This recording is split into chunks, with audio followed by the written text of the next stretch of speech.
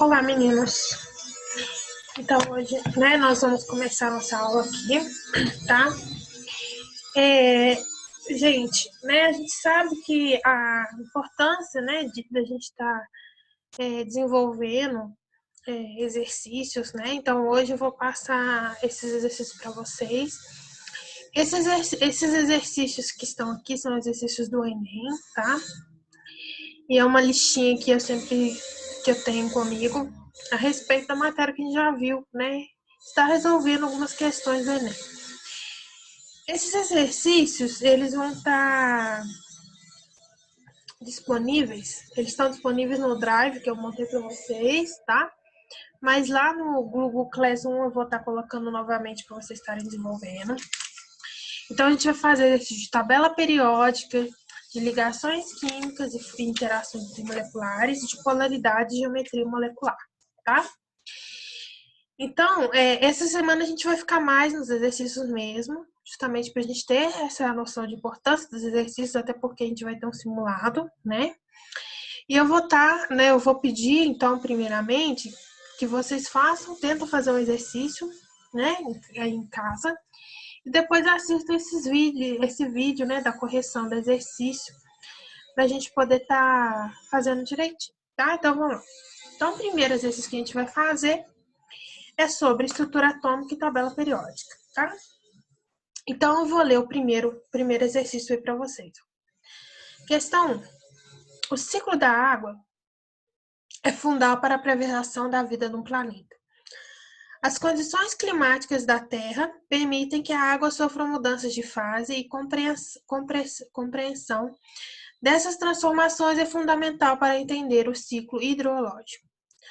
Numa dessas mudanças, a água ou a umidade da Terra absorve o calor do Sol e dos arredores. Quando já foi absorvido o calor suficiente, algumas das moléculas do líquido podem ter energia necessária para começar a subir para a atmosfera. Então, gente, o que é aqui de importante para a gente? Espera só um minutinho, deixa eu pegar uma ferramenta que eu posso sublinhar aqui com vocês.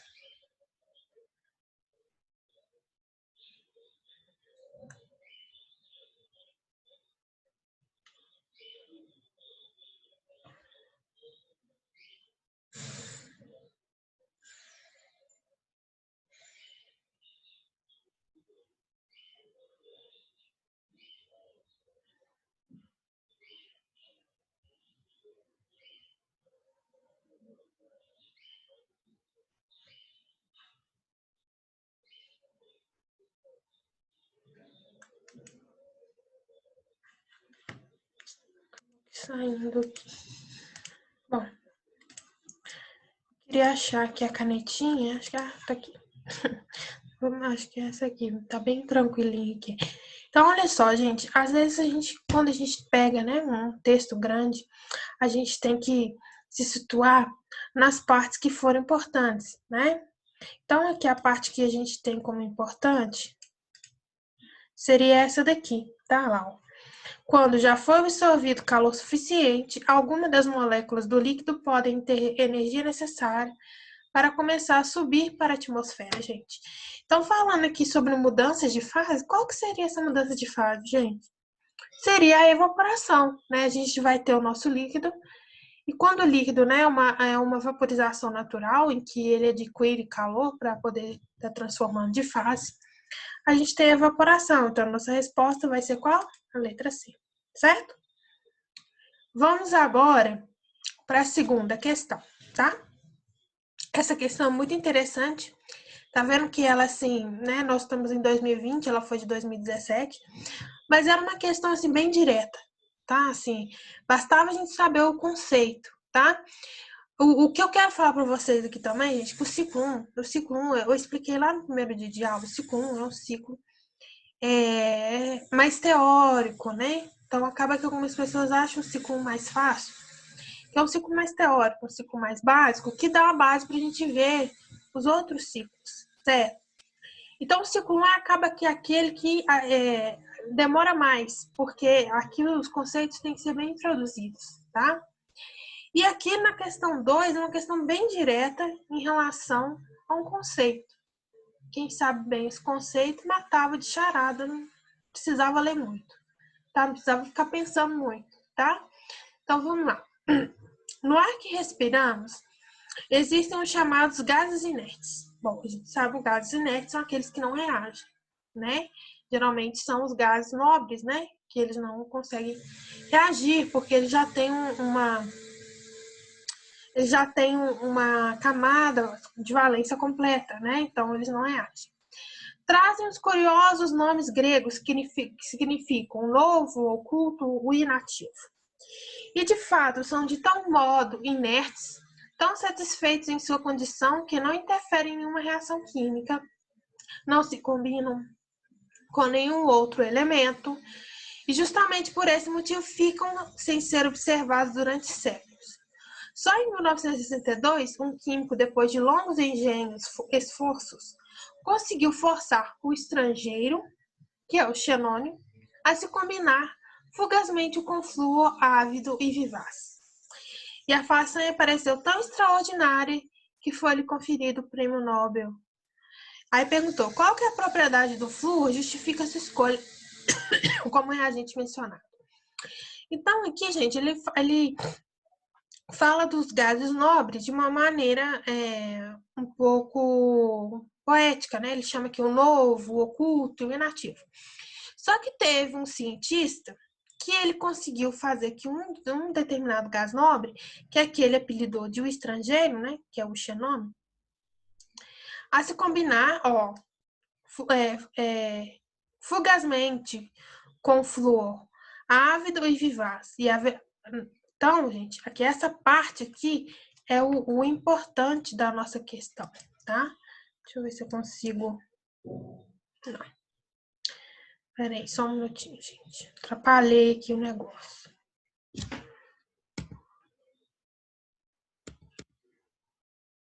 Bom. Então, gente, a parte importante é essa aqui, gente. O flúor ávido e vivaz. Então, vamos pensar por que o flúor é ávido e vivaz. Qual que é essa propriedade do flúor ser ávido e vivaz? Bom, o que está acontecendo aqui de interessante é que o estrangeiro, o xenônio, como ele é um gás inerte, ele não poderia se combinar com ninguém. Mas que esse cientista conseguiu essa façanha. E ele combinou o xenônio, que é um gás inerte, com o flúor ávido vivaz. Gente, quando a gente estudou a tabela periódica, a gente viu uma propriedade que chama eletronegatividade. O que é a eletronegatividade? A eletronegatividade é a tendência em atrair elétrons. Então, ou seja, se você colocar qualquer átomo perto de um átomo muito eletronegativo, no caso o flúor, né, a gente tem os 3 mais eletronegativos, que é o flúor, oxigênio e nitrogênio. Então, se a gente colocar o flúor perto de qualquer outro átomo, ele tem a tendência em atrair elétrons daquele átomo, tá? Então, por isso que a gente fala que a eletronegatividade é essa propriedade. Então, quando ele fala flúor ávido vivaz, quer dizer que o flúor ele tem essa capacidade, ele é ávido vivaz. Se ele ficar perto de alguém, ele fica doido e quer o elétron daquele outro átomo. Então, a resposta aqui, gente, vai ser eletronegatividade, letra C, tá? Então, vamos para a questão 3. Questão 3, aí, tá vendo? A gente pode observar que é de raio, né? Olha o tamanho dos átomos, tá? Então, vamos lá. O cádmio presente nas baterias pode chegar ao solo quando esses materiais são descartados de maneira irregular no meio ambiente, ou quando são incinerados. Diferentemente da forma metálica, os íons cádmio mais 2 são extremamente perigosos para o organismo, pois eles podem substituir os íons cálcio mais 2, ocasionando uma doença degenerativa nos ossos, tornando muito poroso e causando dores intensas nas articulações. Podem ainda inibir enzimas ativadas pelo cátino zinco mais 2, que são extremamente importantes para o funcionamento dos rins. A figura mostra a variação dos raios de alguns metais e seus respectivos cátions. Aí perguntou, com base no texto, a toxicidade do cádmio em sua forma iônica é consequente desse elemento. Então, primeira coisa, gente, interpretação. que ele está querendo dizer? Ele está querendo dizer que o cádmio ele é presente em baterias, né? Então, quando ele é descartado, ele pode interferir no organismo, porque ele assume, né, o lugar ali de íons importantes, que seria o cálcio mais 2 e do zinco mais 2. Então, quando o organismo ele entra em contato com o cádmio mais 2, ele pode substituir íons importantes dos ossos, que é o cálcio mais 2, e o zinco mais 2. Então, por exemplo, se o cádmio mais 2 substituir o cálcio mais 2, você vai ter dor na articulação, né? Os ossos vão ficar porosos. Se você substituir o cádmio mais 2 pelo zinco mais 2, você vai atrapalhar o funcionamento dos seus rins. E isso tem um pouco a ver com a questão que o raio atômico vai ter a ver com isso um pouco, tá? Então, o que acontece? Então, a gente tem o cádmio mais 2, que é o elemento que irá substituir os outros dois outros íons essenciais. Então, aqui a gente tem o íon de cálcio, o átomo de cálcio, né? Com um raio atômico de 197 pm, né? Picômetros. O sódio, 191, o cádmio de 152, o alumínio de 143 e o zinco de 137. Então, esses aqui são os átomos na sua forma neutra. Então, o raio atômico na forma neutra, ou seja, quando ele está sem carga. E depois eles passaram os raios para suas formas iônicas, nas suas formas de cátion, que é geralmente ali no organismo a gente está trabalhando com cátions. Então, vocês podem perceber, geralmente em função aqui, aliando a teoria, que todo raio de todo cátion é menor que o raio do átomo neutro. Então, se você for comparar, todos os átomos aqui dos cátions, aqui embaixo, eles vão ser menores do que o átomo neutro. Né? Isso foi explícito em teoria nas aulas passadas, tá? Só que o que acontece? A gente está trabalhando aqui com cálcio, cádmio e zinco, né? Zinco, né? Zinco mais 2. Então, aqui perguntou por que o cádmio mais 2, ele é tão assim, interfere tanto nas reações. Então, aí a gente vai ver aqui a resposta. Apresenta baixa, se a gente for olhar aqui, voltando aqui, gente, aqui eles estão em ordem, né? Aqui, ó, o cádmio, o cálcio mais 2 tá 100 ppm, o Na mais 2, 102 ppm, o cálcio mais 2, 103 ppm, o alumínio mais 3, 53 ppm, e o zinco mais 2, 83. Então, aqui entre os átomos que a gente está olhando, né?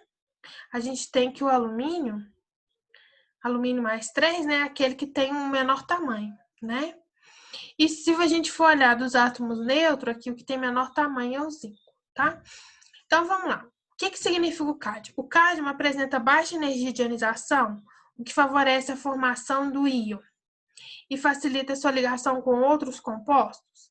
Então, gente, aqui a gente vê que o cádmio ele tem um tamanho de átomo intermediário, né? Se a gente for olhar que o tamanho do raio, o raio é inversamente proporcional à energia de ionização, então, se ele tem um tamanho intermediário, ele também vai ter uma energia de ionização intermediária, e não uma baixa energia de ionização, tá? Então, essa aqui estaria errada, tá? Essa questão aqui estaria errada, a letra A, tá? Vamos para a questão B. Possui tendência de atuar em processos biológicos mediados por cátion metais com cargas que variam entre mais 1 e mais 3. Não, gente.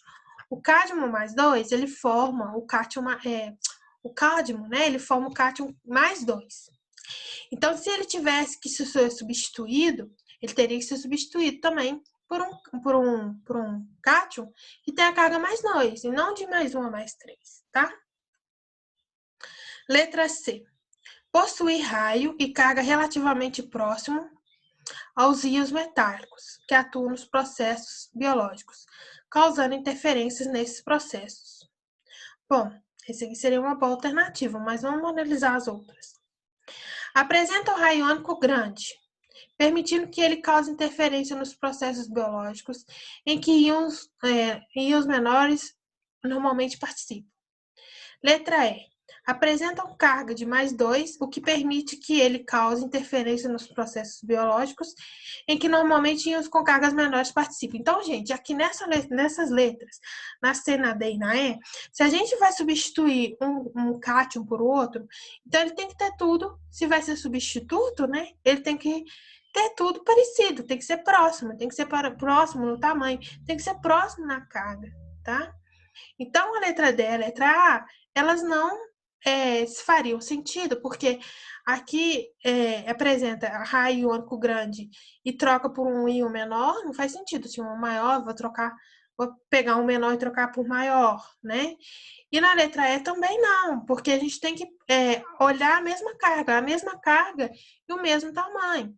Então, nossa resposta vai ser letra C, correto? Então, aí a nossa resposta seria letra C, tá bom, gente? Então, vamos continuar aqui com a nossa questão 4. Eu vou ler aqui. Industrialmente, é possível separar os componentes do ar utilizando-se uma coluna de fracionamento. Com esse processo, obtém-se gases como oxigênio, nitrogênio e argônio. Nesse processo, o ar é comprimido e se liquefaz. Em seguida, ele é expandido, volta ao estado gasoso e seus componentes se separam um a um. A ordem de separação dos gases na coluna de fracionamento será baseada em qual propriedade? Então, gente, esse processo que está acontecendo aqui se chama processo de liquefação fracionada, tá? Então, o que a gente vai fazer?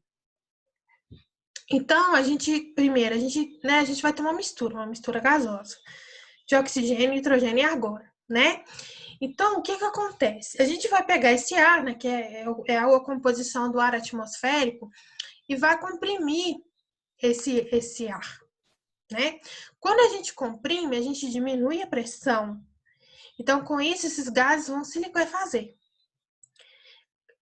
Cada um deles cada um deles, né, vai ter uma temperatura de liquefação, né? Então, eu vou comprimir, à medida que eu vou comprimindo, esses gases vão se liquefazendo. Então, eles vão se liquefazendo,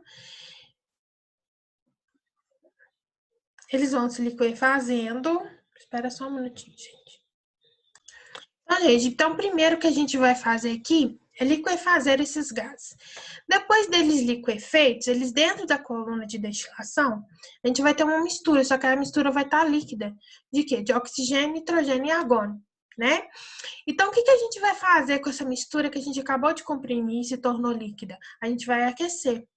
Quando a gente aquece, tá? Aquela parte que eu falei da temperatura de liquefação, vocês esquecem. Aqui o processo correto a gente vai comprimir, eles vão liquefazer, certo?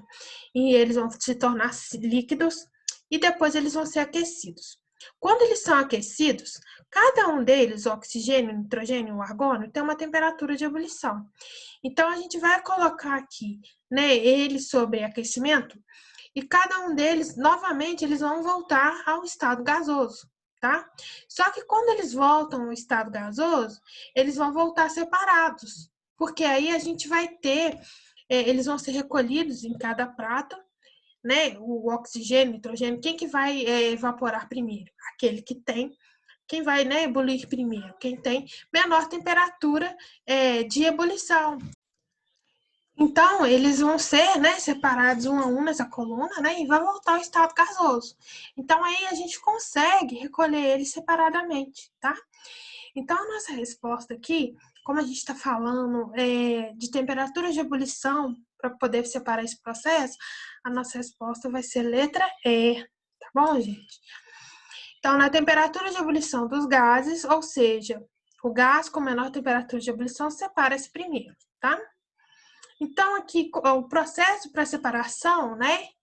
Ela não está baseada na densidade, tá, gente? Não é na densidade que a gente vai se basear para poder separar. Na pressão parcial, também não seria envolvendo a pressão parcial dos gases.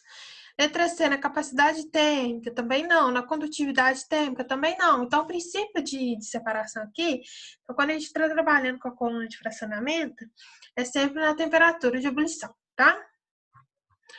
Agora, a questão 5, gente. Os núcleos dos átomos são constituídos de prótons e nêutrons, sendo ambos os principais responsáveis pela sua massa. Nota-se que na maioria dos núcleos, essas partículas não estão presentes na mesma proporção. O gráfico mostra a quantidade de nêutrons N em função da quantidade de prótons E para núcleos estáveis conhecidos. Então, aqui fala né? Aí falou que o antimônio é um elemento químico que possui 50 prótons e possui vários isótopos, átomos que só se diferem pelo número de nêutrons.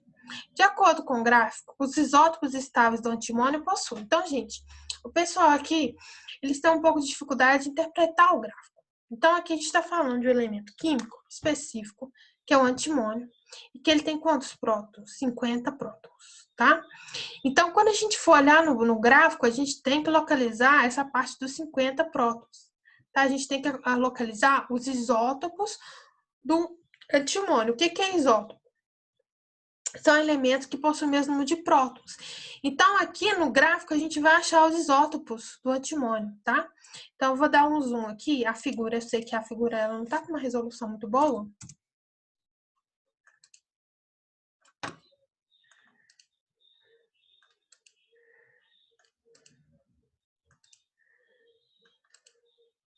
Então, meninas, o que nós vamos fazer aqui?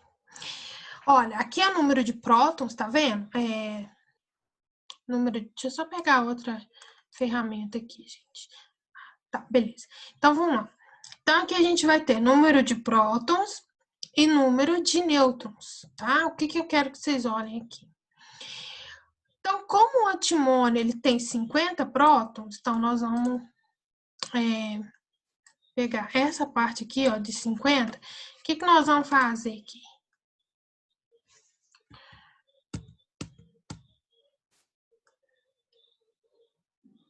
A gente vai pegar, né, vai traçar uma linha aqui no 50, tá? Então, a gente vai fazer esse traçado aqui no 50. Se vocês observarem, essas bolinhas são os isótopos. Então, todo mundo que está nessa linha de 50 são os isótopos do antimônio, tá? Se vocês observarem, olha só, a nossa primeira bolinha nessa reta de 50, ele tá, quando a gente rebate aqui, gente, ele vai estar no 62, mais ou menos, tá? Então, o nosso primeiro isótopo do antimônio, ele tem aproximadamente, olha lá, 62 nêutrons. Quando eu faço, né, eu pego aqui esse primeiro e rebato aqui, né, ele vai ter mais ou menos 62 nêutrons, tá? Seria essa quantidade que ele teria, tá? Quantidade de nêutrons. E o nosso último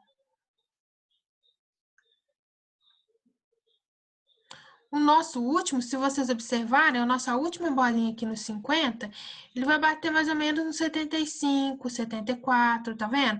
Então, todas essas bolinhas, elas vão, né, do número de nêutrons de 62, né, até o 74. Então, a gente tem uma variação aí, né, de 62 até 74. Então, vamos observar aqui o que a questão está falando. Pegando aqui,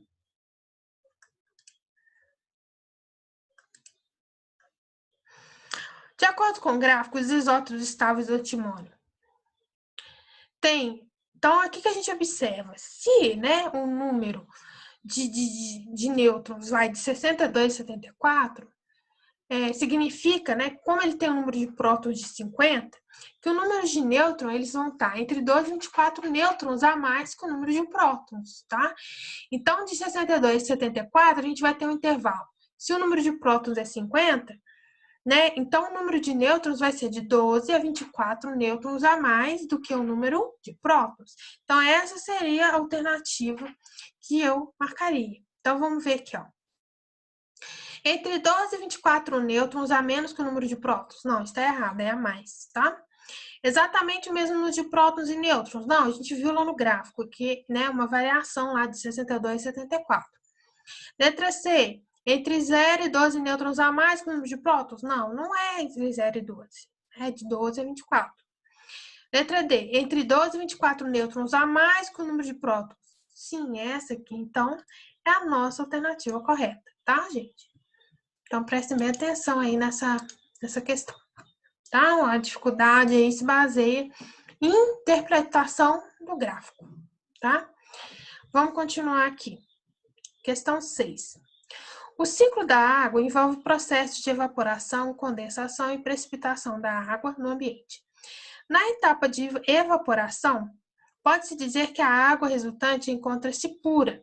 Entretanto, quando em contato com os poluentes atmosféricos, como o óxido sulfuroso e o nitroso, é contaminada. Dessa forma, quando a água precipita, traz consigo substâncias que interferem diretamente no ambiente. A qual problema o texto faz referência? Então, ele está falando que a água evapora, né? Então, ela tem aquele ciclo da água, né? Ela evapora. Só que lá na atmosfera, quando ela entra em contato com óxidos, esses óxidos que são emitidos pela poluição, né? Pela queima de combustíveis, né? E ela entra em contato com esses óxidos. Aí, quando você juntar a água com esses óxidos, você forma um ácido, né? Que é o ácido sulfúrico, o ácido nítrico, por exemplo. E quando a água ela condensa, né? Ela vem, né? A água líquida ela traz também esses ácidos. Então, qual que é o fenômeno que aqui, né, gente, é uma questão de química ambiental, que a gente falaria isso, que esse texto faz referência? A chuva ácida, justamente porque a formação desses ácidos, né? Lá e quando condensa, acaba eles indo juntos, tá? Então, seria a resposta letra A. Bom, questão 7. A questão 7, que eu acho que já até fiz com vocês antes, é uma questão em relação a modelos atômicos. A gente já discutiu bastante isso aqui na aula, no dia, tá? Questão 7, ó. Ao deixar cair sal de cozinha na chama de fogão, observe que a chama fica amarelada. Se os sais são outros, as cores variam. Sais de cobre, por exemplo, deixam a chama esverdeada. Sais de potássio deixam a chama violeta. Isso também ocorre nos fogos de artifício. Esse fenômeno pode ser explicado pelas ideias. Então, gente, indo direto ao ponto, eu já comentei com vocês que o modelo de Bohr é um modelo que fala de energia, né? As energias ali, as órbitas e energias, níveis de energia. Então, aqui o sal, quando ele cai na chama, que é o sal de cozinha, NaCl, ele fica amarelado. Outros componentes ficariam de outras cores. Então, qual que seria o modelo atômico responsável por essa mudança de cor? Ora, se a gente tem, né, a água com sal lá, cai na chama, esses elétrons, né, ficam excitados e passam para um nível mais energético. Depois, quando eles perdem energia, eles perdem em forma de luz, em energia luminosa. Então, isso só pode ser em relação ao átomo de quem? De Bohr. Foi o que a gente sempre está falando. Aqui, o átomo de Bohr, que se refere que os elétrons, ao retornarem para órbitas mais internas, emitem radiações na faixa do espectro eletromagnético, podendo se manifestar na forma de luz colorida. Então, essa aí seria a nossa resposta, tá? Vamos para a questão 8. O Brasil é o segundo maior produtor de etanol combustível do mundo, tendo fabricado 26,2 bilhões de litros em 2010. Em uma etapa de seu processo de produção, o etanol forma uma mistura líquida homogênea. Então, o etanol forma uma mistura líquida homogênea. Vou marcar essa parte. Com a água, né, gente? Etanol e água formam uma mistura homogênea. Até uma determinada concentração, o etanol é mais volátil que os outros componentes dessa mistura. Então, aqui, se você pegar etanol e água, o etanol é mais volátil, né? Ele tem menor temperatura de ebulição. Nessa faixa de concentração, a técnica física mais indicada para separar o etanol da mistura, gente, é uma mistura homogênea. com diferentes pontos de ebulição. Qual que é o processo de separação que a gente usa? Destilação, sem sombra, né, de dúvidas, seria a destilação. Gente, a questão 9, ela tem a ver com curva de aquecimento. Então, aqui a gente tem uma curva, só de olhar o gráfico eu já sei, né? No caso, vocês teriam que saber também. Só de olhar a curva, eu sei que é uma mistura... Não, só de olhar a curva de aquecimento, eu sei que é uma substância pura. Por quê? Eles têm essas duas partes constantes, tá? Então, vamos lá. Na natureza, a água, por meio de processos fluifísicos, passa pela fase líquida, gasosa e líquida, perfazendo o ciclo hidrológico. A distribuição da água na Terra é condicionada por este ciclo, e as mudanças na temperatura do planeta poderão influenciar as proporções de água nas diferentes fases desse ciclo. O diagrama abaixo mostra as transformações de fase pelas quais a água passa ao ser aquecido com fornecimento de energia com uma taxa constante. Considerando-se o diagrama de mudanças de fase da água e sabendo que os calores latentes de fusão e vaporização valem 80 calorias por grama e 540 calorias por grama, conclui-se que. Então, a gente tem aqui a curva de aquecimento, né? Vocês podem observar aqui, né? Nessa parte que está se inclinando é sólido, nessa parte aqui é sólido mais líquido, nessa parte é líquido, nessa parte é líquido mais vapor e nessa parte é vapor. Tá?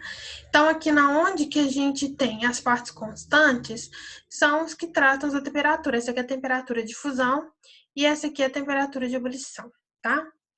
Então, gente, quando tá ocorrendo a mudança de fase, tá vendo aqui, ó, essa parte aqui e essa parte aqui, né? Quando tá acontecendo essa mudança de fase, aqui a gente não tem mudança de temperatura, tá? Então, o calor responsável por fazer esse derretimento, né, e essa vaporização chama calor latente. Então, o calor latente que está funcionando aqui, tá? O calor latente que está fazendo a água mudar de fase e não a mudança de temperatura, tá? Então, aí a gente dá o nome do calor latente de acordo com a transformação. Aí a gente fala que é o calor latente de fusão e calor latente de vaporização. Então, vocês observam que o calor latente de vaporização ele é maior do que o de fusão, tá vendo? Esse aqui é 80 calorias por grama, né? Então, quer dizer aqui que a cada grama de água ele fornece 80 calorias. E o de vaporização é 540 calorias, tá? A cada grama. Letra A, vamos olhar aí. A temperatura da água permanece constante durante os processos de mudança de fase? O que perguntou...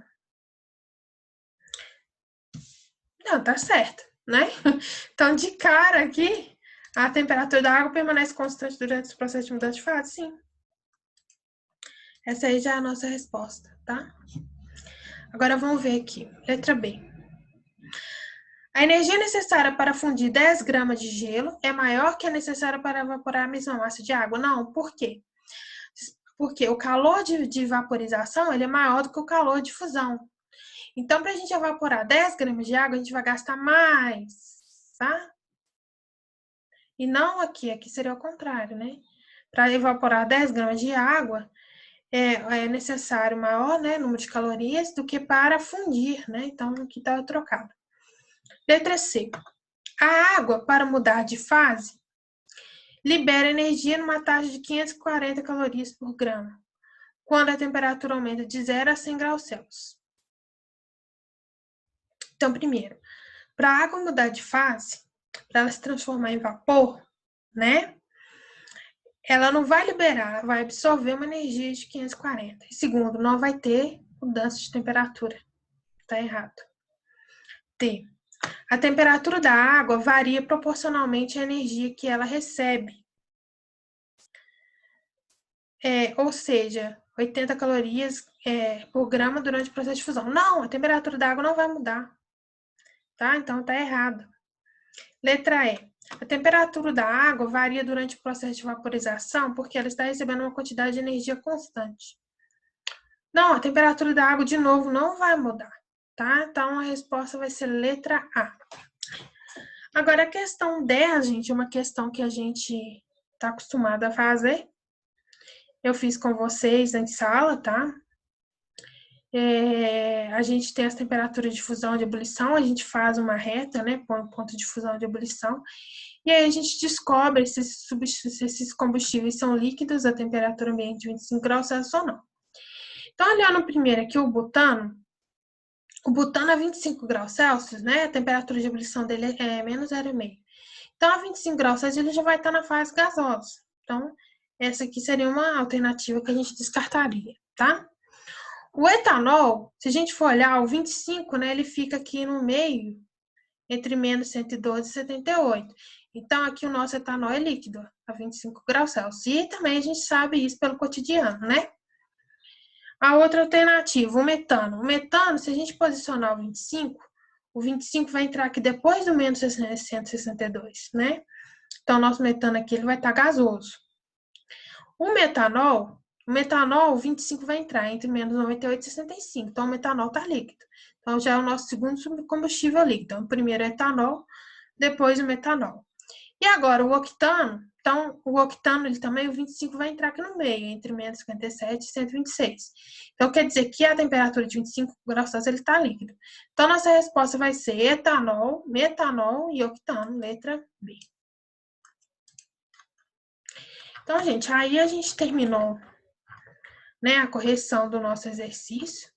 Eu peço, se vocês tiverem alguma dúvida, entrar em contato comigo lá no WhatsApp. Lembrando que essa questão, a gente já fez bastante dela em sala, né? Então, eu já entendo que vocês já têm um conhecimento em relação a isso aqui. E são questões interessantes, tá? Então, pratiquem aí e a gente vai fazer no próximo vídeo a correção da próxima aula, tá bom? Então, até daqui a pouco. Tchauzinho.